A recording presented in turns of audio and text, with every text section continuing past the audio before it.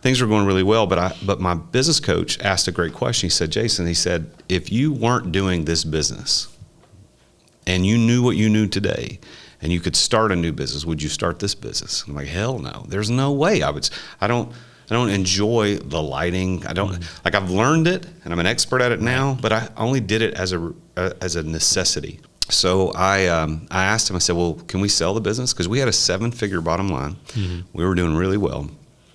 And he said, no, you can't sell it. I said, come on. Like, really? He goes, no, you can't. I said, why? He goes, the reason you want to sell it is the reason nobody will want to buy it. Right. Because you want out of the daily operations and they don't want in the daily operations. Yeah.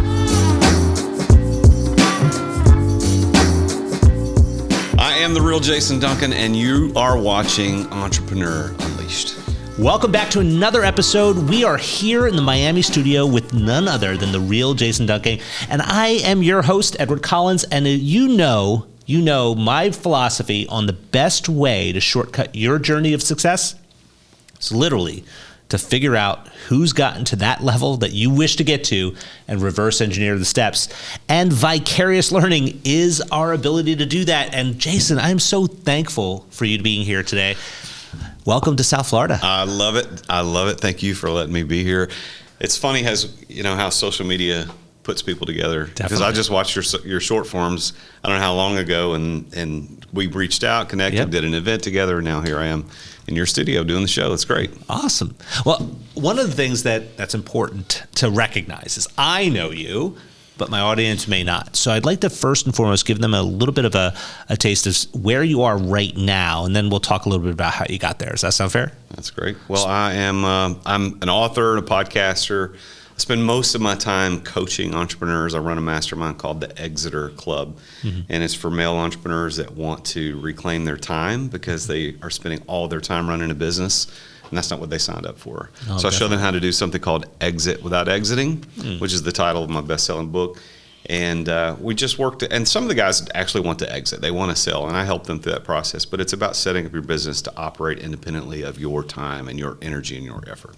Okay. The operations, obviously, we're going to get into in a bit, but I'm kind of curious, like how this even came about in the first place. Like, have you always been in this environment? Like, where did you get your start? So, no. For 13 years, right out of high school and all through college, and a total of 13 years, I was in pastoral ministry. Okay. So I've got a bachelor's degree in ministry, and that's what I thought my life was going to be. And then it's around 2006, I got totally disenfranchised and completely fed up with what I believe to be what I would refer to as the institutional church. I just said, look, I can't do this anymore. It had nothing to do with my faith in Jesus. It was like, I don't want to run a machine called church. So I stepped back away from that and thought, well, where can I go and still make a difference? Still use my gifts. And so I got my master's in education, started teaching 8th grade American history, and fell in love with that. And again, thought I was going to be there forever. And in 2010, 2011, the Great Recession caught up with the school districts, really all over the country, but specifically where I was working just north of Nashville, Tennessee, where I'm from. And my principal came in one day and he said, hey, we need to talk. And he sat me down and said, look, I have to cut 2 positions for budget cuts and for next year. And the reality was I didn't have tenure. I was the last guy hired in that building, but I was the number 1 teacher in the county in my subject area. I was a very, very good teacher. I was a model teacher. People came and watched me teach. I had my license in administration. Like, I was on track to be career education. Wow. And that launched me into entrepreneurship. Not immediately, but I had to make a decision, and ultimately I chose to start a business. Isn't it interesting, though, how government totally acts the exact opposite of the way real life works? It is funny because there was a lady who taught in that building where I was, that rumor was, and I believe this not to be a rumor but the truth, but that the principal had been trying to get rid of her for years, but she had been there for years, and she had tenure, so she was locked. There was nothing she could do short of molesting a kid, that she is not going anywhere. Yeah. He had set her up to where She didn't have her own classroom. All 6 periods a day, she moved with a cart to different rooms. Oh my goodness! He said he tried to make her leave. Everything he could do, and she wouldn't leave. But the reality is, like, she got to stay through that ordeal, and I didn't. And you and I wouldn't know each other if that had happened. Absolutely. And my life would be completely different right now. I was making $38,000 a year as a school teacher. And let's say it's a little different today. Oh, yes. Well, I'm kind of curious, like, what got you interested in teaching in the first place? Like, what was it about the concept? Well, so when I was a kid, I wanted to be a car designer. I wanted to draw. I love drawing. I'm a pretty good artist, and I love drawing. And I got accepted to 2 art colleges right in my junior year of high school. Like, I was on track. I was going to go become an industrial designer, and I was going to work for GM or Volkswagen or whoever. Like, I was going to design cars for a living. And I was I've always followed Jesus my whole life, been involved in church, youth groups and church camp. And this summer between my junior and senior year of high school, I just had what would normally be referred to as a calling, but I had this experience, like, this is what I enjoy doing, being a counselor at camp with that summer. It's like, I like this. This is what I want to do. And I don't think I could make that kind of difference drawing cars for a living. So I kind of gave up the art school path, went and applied for a school in Nashville. It's a private Christian university, and so I got accepted there and got a degree in ministry and just took off down that pathway. Let's talk about the ministry for a second, because I know a number of other pastors who have probably had a very similar circumstance as you, as to, like, getting disenfranchised with the concept of the machine, if you will, of the church. I'm curious, like, what led up to that? Like, what was the thing that was your awakening moment? Well, remember Hurricane Katrina? I do. All right, so I remember that well. Anybody who lives down in the Gulf Coast probably remembers that really, really well. In 2005, Katrina hit New Orleans very, very badly. Hard. And I had lived in the town of Amite, Louisiana, which is just about an hour north of New Orleans, in the late 90s when I was doing ministry. My wife and I lived there. I was youth minister at church. So we had friends that were all connected in the New Orleans area, north of there. So I was preaching at a church in Nashville, Tennessee. The hurricane hits. I hadn't talked to people in Amite in years, but I'd kept up with them, but we didn't talk a lot. And so I reached out to my friend and I said, hey, would you guys could use some help? I'll put together a little, for lack of better terminology, a mission group, and we'll hop in vans and we'll come down there and spend a week and help. And he said, we'd love for you to do that. So we went and did that for a week, and when I was there, what I discovered was that my friends and connections at my old church were no longer at the church I used to be at. That guy had gone and started his own church and was now lead pastor at his church. Part-time, he worked for the government somehow, but in the local government. And all the people that I knew from back in the 90s were now, they wouldn't stop talking about Jesus. They didn't stop, like, everything was completely different. Like, it was very different. Okay. And I'm like, what happened? How did, because we're talking maybe not even a decade has passed. And it's like, what happened? And so I had to get back on Sunday morning to preach. So I had driven my own car. So I was going to leave before everybody else. But on my way out of town, I stopped by his house and talked with him and his wife. And I just I said, I don't mean to be rude, but, like, I know we all love Jesus and we always have, but you actually live like it and you talk about it. What's different? Yeah. And through the course of that conversation, it's like something clicked. I'm like, this is what it's supposed to be like, not what I'm experiencing. This is what's real supposed to be. community, So in the 9-hour drive back to Nashville, I'm not doing this anymore. I am not doing this anymore. There's got to be a better way to do it. So when I got back, that was in October of 2005. Okay. I mean, the hurricane hit early that month. We're there later that month. And within 2 weeks of getting back, I had reached out to a local university about teaching, a teaching degree. They had a new master's in education program that was a cohort model over 18 months, accelerated for adults. And I looked into it.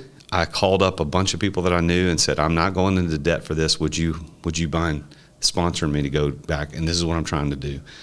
And I had all the money for my master's degree given to me within 2 weeks, enrolled and started classes in 2 weeks. Like, it happened that fast. Wow. But obviously that experience was transformative in and of itself, right? Going into the classroom, impacting the lives of countless children. And obviously you did it really, really well.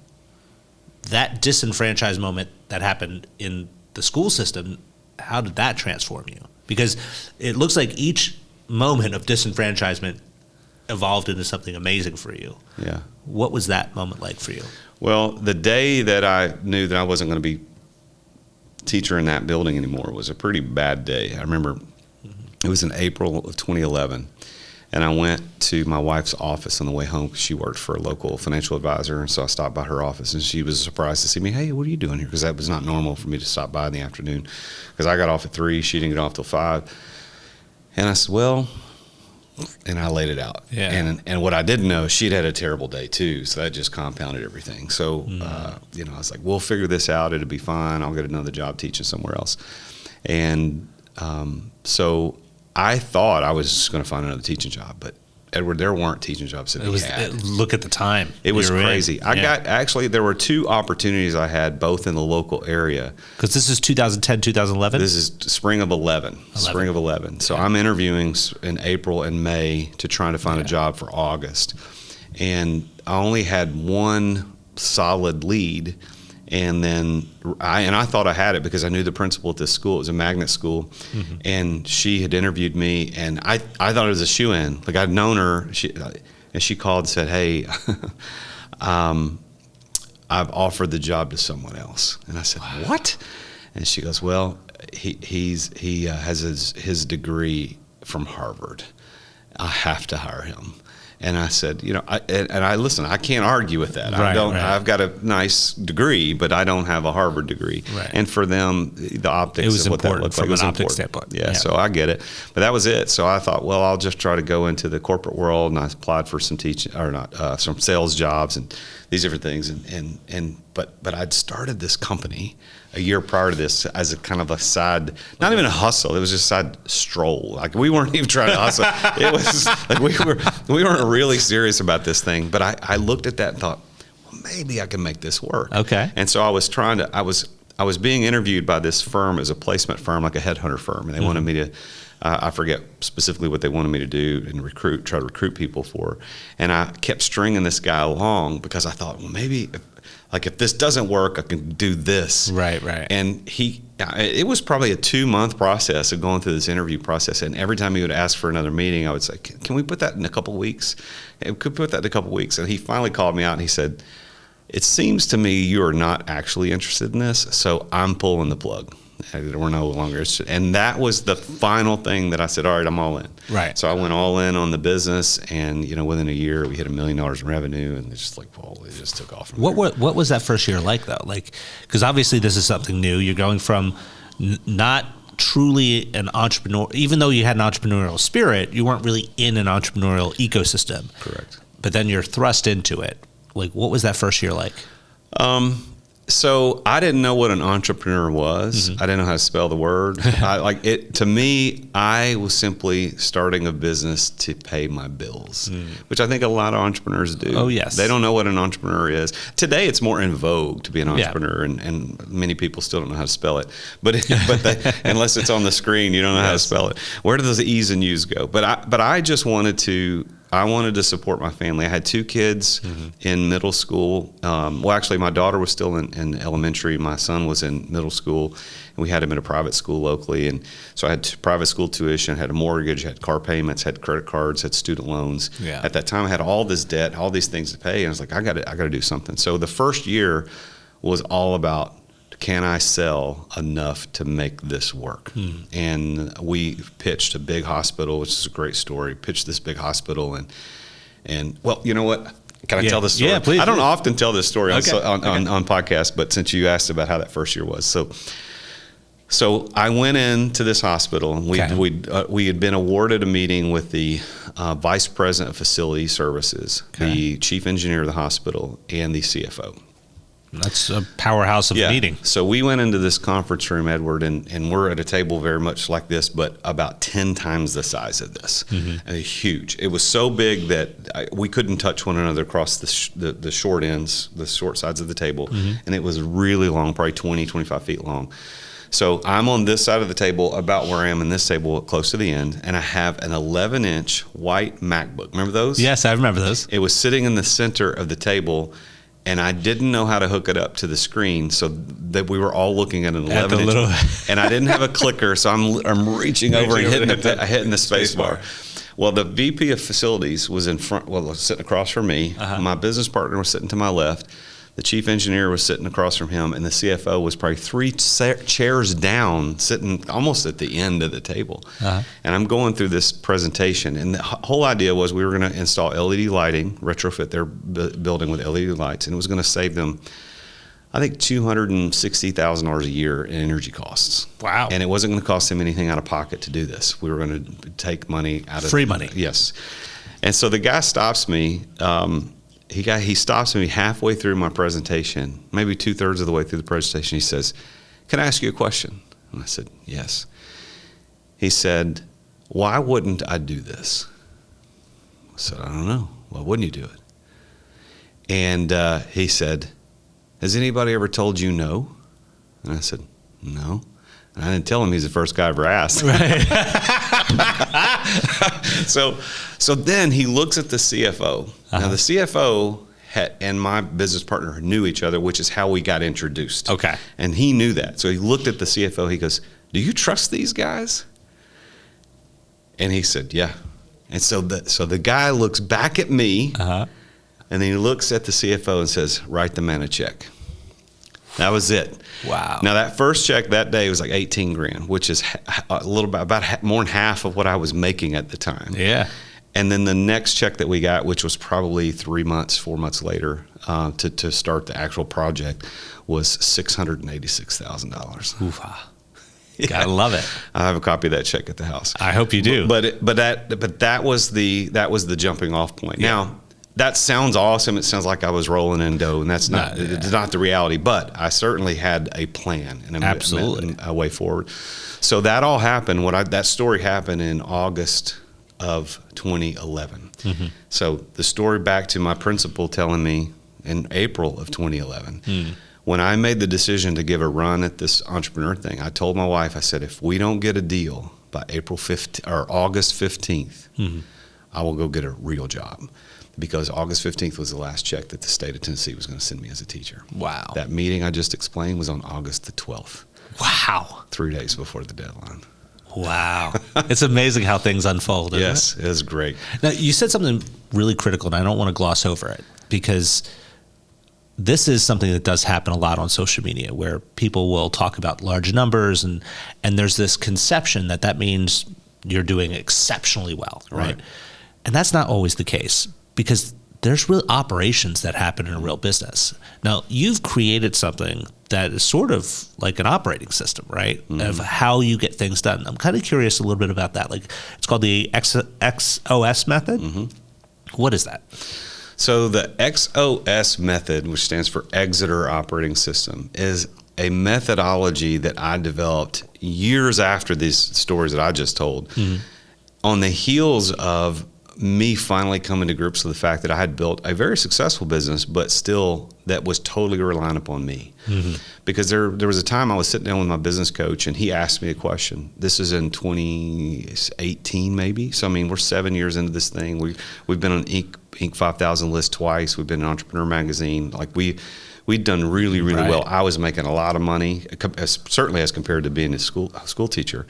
Things were going really well, but my business coach asked a great question. He said, "Jason," he said, "if you weren't doing this business and you knew what you knew today and you could start a new business, would you start this business?" I'm like, "Hell no. There's no way I would.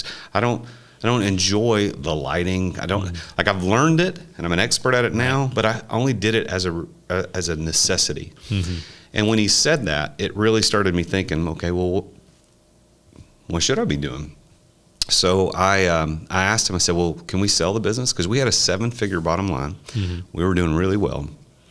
And he said, no, you can't sell it.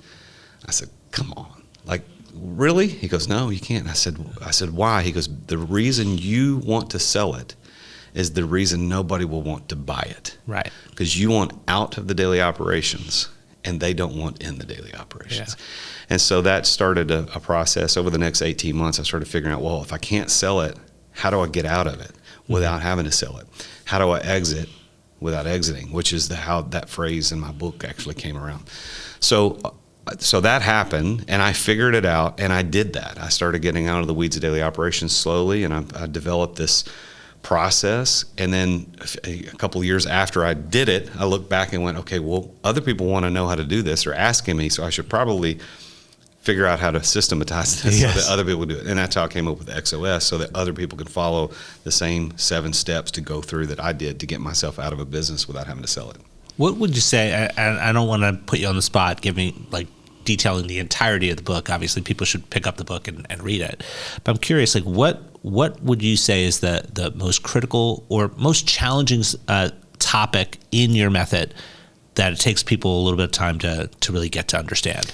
So I always start by saying mindset is the biggest key, because that, and it in fact is. I'm going to go to a more tactical one in a moment, because I think that's what people want to hear, because the mindset thing is so ethereal, you don't understand what that means. But until you have the mindset that the business should not be dependent upon you, when in fact you have built a business that gives you the pride and the ego and the reason for being, it's very difficult to get beyond that. That's why so many people stay stuck in the owner-operator tier 1 phase, is they love being the center of their business, but they don't realize that they're short shrifting not only themselves but all their employees and everybody else. So mindset is the biggest, but tactically, it's delegation. Tactically, it's delegation. That's a challenging word for many. Well, it is, because in all of my time as a coach and all of my time helping people understand this methodology, I've never met a single person who is actually good at delegation. Yes. And I wasn't good at it either until I went through this process and looked back and said, ooh, that's what slowed me down in the process, was my inability to delegate. Because most people think delegation is simply assigning a task to somebody. Hey, Bob, come here, do this. That's not delegation. No, that's what a teacher does. Hey, here's your homework. That's an assignment. That isn't a delegation. So I found that there's the pendulum swings back and forth. There's people that do something called confiscation, and it sounds like delegation. It even rhymes, but it isn't the thing. And here's what that looks like. Hey, Bob, come here. I've got a task I need you to do. And perhaps you do it like you assign it, you entrust them with it, you empower them to do it, show them exactly. You do all the right things, but when they start doing the task, you say, hey, don't do it that way. Do it this way. You know what? Don't do it that way. Do it this way. Hey, it would be better if you did. You know what? Just give it to me. Ooh, that's confiscation, and that's not delegation. So many business owners can 100% relate with that. 100%, and they believe they're good delegators, and they complain about their people. Man, my people suck. I can't find good people. I'm a great delegator. I just don't have people to delegate it to. Well, that sounds like a you problem. Yes. That doesn't sound like a them problem.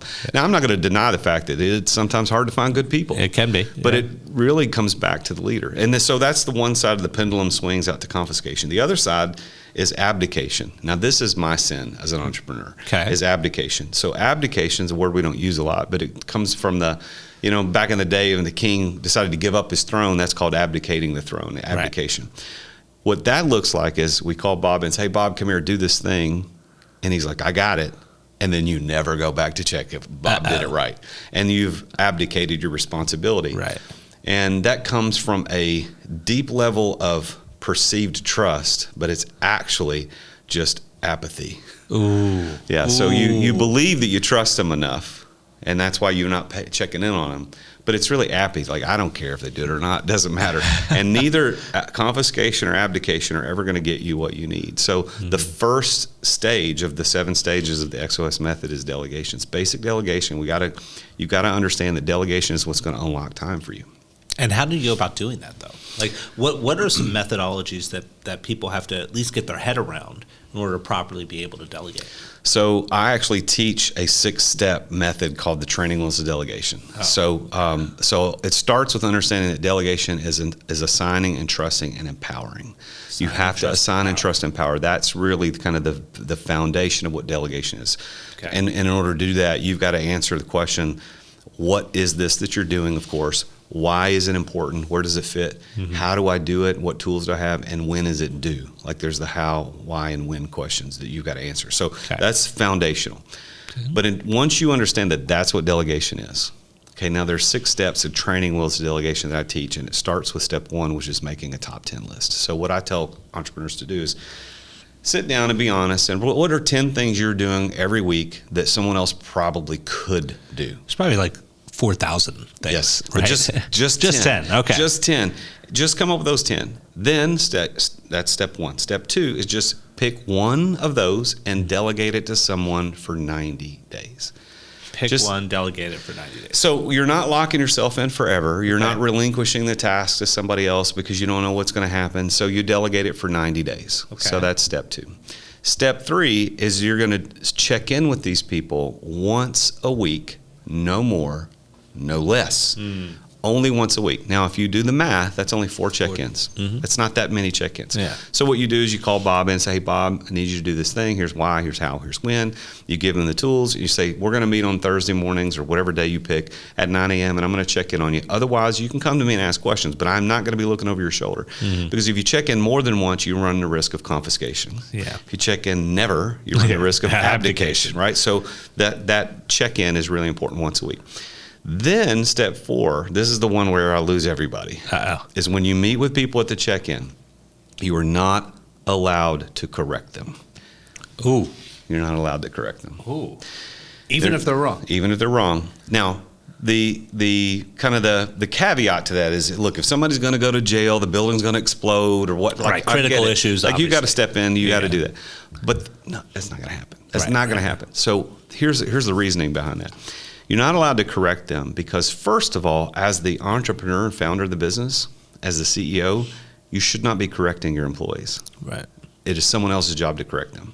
If you correct the employees, you're not seen as the person who's the founder and the architect of the business. You're seen as someone who's just a manager, right. And that sets a bad dynamic. Right? With rare exceptions, I doubt Elon Musk is walking around Tesla factory correcting people. Right. He hires people to correct people. Yeah. So that's the first reason. And the second thing is you learn more by what you discover on your own than what you're told.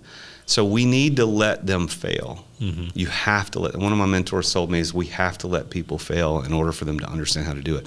I mean, think about what you know how to do, Edward, and go back to the day when you first started doing it. You sucked at it. Oh, yes. Right? And if somebody had corrected you all the way through it, you wouldn't be as good today. Correct. So you got to let them deal in that tension of not knowing how to do it. So you can't correct them. So if they walk in and Bob's like, it's really bad, it's a dumpster fire, and it's terrible, you just have to look at Bob and say, Bob, I really like your tie, man. That's nice. I like your tie.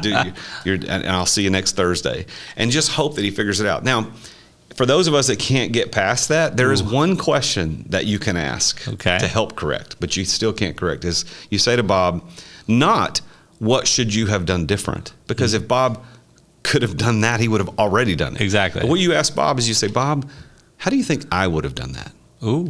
Because now he's thinking about what you would have done and said, well, you probably would have called that person the day that it happened. Okay. And that's it. Like, I don't confirm it. I don't deny it. I just let him live in that reality. Okay. So that's step 4. Step 4 is the hardest of the 6. Yeah. Step 5 is the 80% rule. And the 80% rule is you're only looking for Bob to be able to do 80% of your expectations. So you can't expect 100%. Now, eventually he'll do 110. But today, 80. 80 is all you need. 50 is not enough. 100 is too much. But when he's at 80 and you're thinking, well, man, I can't have people doing 80% when I can do it at 100.